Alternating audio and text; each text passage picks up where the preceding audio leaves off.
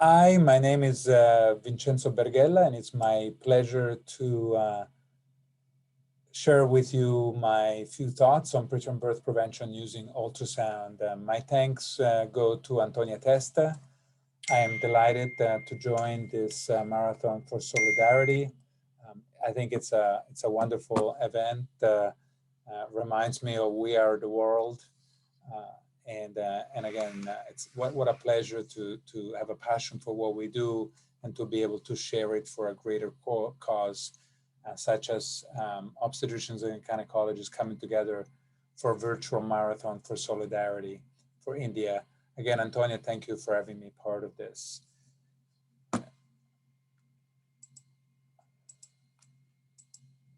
I have nothing to declare, hopefully to get questions. And obviously, my lectures on preterm birth, we know over 1 million babies die every year from preterm birth complication. Actually, India is #1 nation for number of births, over 26 millions, and the number from deaths for preterm birth.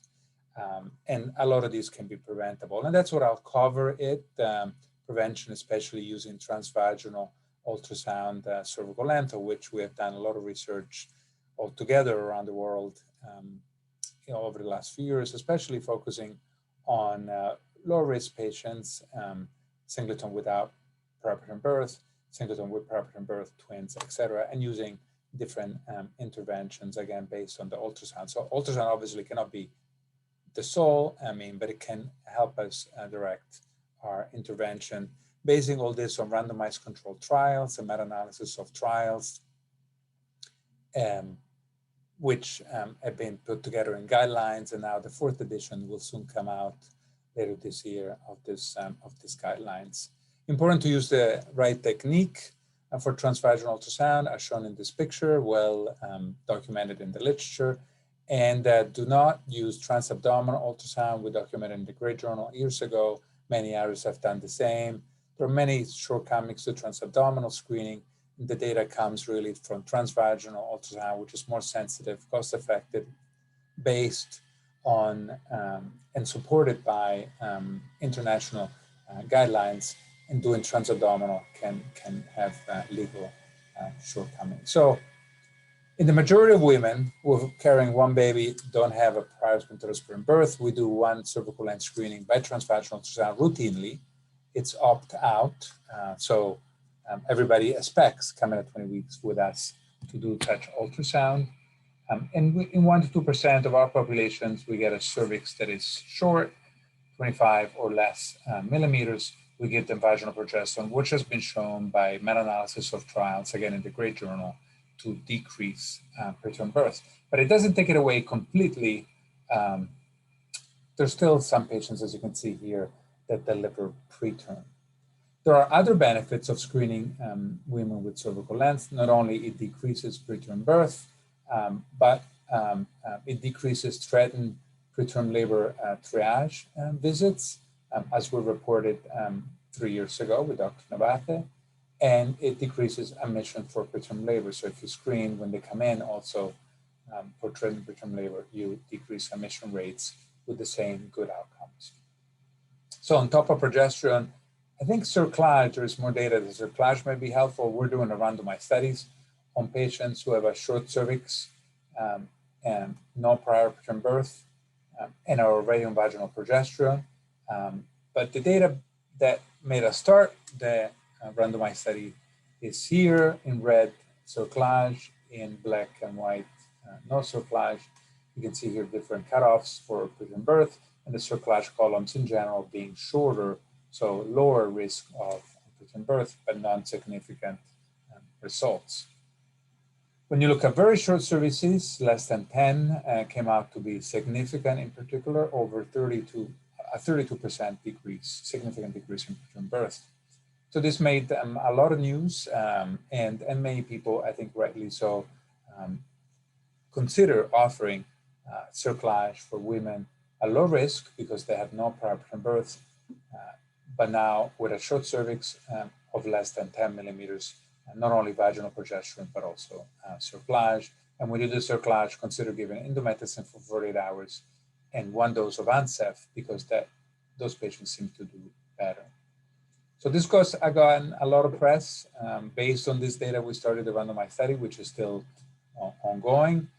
We also, from different data sets, and Dr. Bolig looked at these women with a very short cervix of less than 10 or 11, and found that about 30% actually have a cervix that is dilated 1 centimeter or more. So we advocate now for a physical exam, a speculum, or even better, manual exam for women with a transvaginal ultrasound cervix that is less than 10 millimeters. Again, the trial is ongoing. I think we now randomized 70 or 80 women. Pessary we do not use because, again, the data so far from many different trials, some positive, some negative, but when you put them together, pessary for short cervix and singleton gestation, mostly without preterm birth, does not have significant benefit yet, but certainly a trend for benefit. And here is the Kaplan-Meier. Please follow us on an update. There is a lot of this information on UpToDate, so it can be put together and used. Over 1.5 million people around the world check UpToDate every day. 1.5 million every day use UpToDate. So prior spontaneous preterm birth, we've looked at no prior preterm birth, now prior spontaneous preterm birth. This is what we do. I think there's more and more evidence that the progesterone to use may be vaginal, but some use still the intramuscular form. You start at 16 weeks, and you also start a 16 weeks transvaginal ultrasound screening. And 40% of these women with a prior spontaneous preterm birth, 40% have a short cervix. Again, 25 millimeters should be the cutoff. And in these women, not only continue the progesterone, but recommend a cerclage. In terms of the progesterone, here's a meta-analysis from our group and Dr. Saccone from 4 years ago, showing that vaginal progesterone may be better, less preterm birth, and less NICU admission. We actually finished now randomizing with Dr. Bolig in this vaginal versus intramuscular progesterone VIP trial. And by SMFM next year, we should have the results. We are analyzing the results, hopefully July, August, vaginal progesterone versus 17P for preterm birth. And we should have those results presented at SMFM in Orlando in January of 2022. The largest trial on intramuscular progesterone versus placebo in singleton gestation with prior spontaneous preterm birth showed no benefit. And FDA actually has repeatedly considered taking it out for use for this indication in the US. So that here, I think in the US, there's certainly more emphasis on vaginal versus 17P. In this population, we do place cerclage, as I said, if the cervix is shortened and the patient has a prior spontaneous preterm birth. This is the famous now 10 years meta-analysis. Dr. Owen did the largest trial, over 500 patients altogether from the 5 trials, and a 30% decrease in preterm birth less than 35 weeks, a 36% decrease in perinatal morbidity and mortality, and over 6,000 babies saved in the US alone with cerclage for singleton with a short cervix and a prior preterm birth. This has become routine around the world, and now all guidelines that cover this issue recommend cerclage for this population based on this data. And again, all the way to 25 millimeters cerclage is helpful, but the shorter is the cervix, the more the cerclage is helpful. And here is the 5 guidelines around the world that recommend unanimously, no dissenters, cervical cerclage in women with a cervical length of less than 25 millimeters, detected before 24 weeks, and a prior spontaneous preterm birth. So I think now progesterone cerclage are really helpful, especially for high-risk patients with a short cervix and are part of routine care. Again, a lot of women come in with a history of prior preterm birth. The vast majority of them we follow now with cervical length screening. Sometimes if the preterm birth is really early, we start even at 14 weeks instead of 16 weeks. Only rarely we place a 12-week history-indicated cerclage in one that have especially second trimester loss. So let's say they've had 2 losses at 20, 22 weeks. It looks like it could be cervical insufficiency. In these patients, we do a cerclage right at the beginning. And that's based on a meta-analysis that we did with Dr. McKean, published in the Green Journal now 10 years ago. Again, women with a prior preterm birth, all of them, some multiple preterm birth. If you do cervical length screening, or you place in 100% of them a history-indicated cerclage, the results are the same. The only difference is that with cervical length screening, a little bit more than half of these patients don't need the cerclage. The cervix stays nice and long. So I think the cerclage can be avoided. In the rare case that a woman has a history-indicated cerclage at 12 weeks and delivered preterm anyway, we consider transabdominal cerclage, which I'll show you in a moment. And we also do sometimes cerclages for an open cervix if it's dilated 1 or more centimeters. Do an amniocentesis, rule out infection, and then there's this randomized study showing a month prolongation in pregnancy, and other retrospective studies like this one from Jefferson showing, again, less preterm birth and better neonatal survival with physical exam-indicated cerclage. This is Dr. Pereira who did this. The transabdominal cerclage, we used to do it open all the time with this technique, as reported in some books by us. Again, it works really well for prior failed history-indicated cerclage with early preterm birth. And now we do it pretty much routinely, robotically, with Dr. Tifi here at Jefferson and our fellows.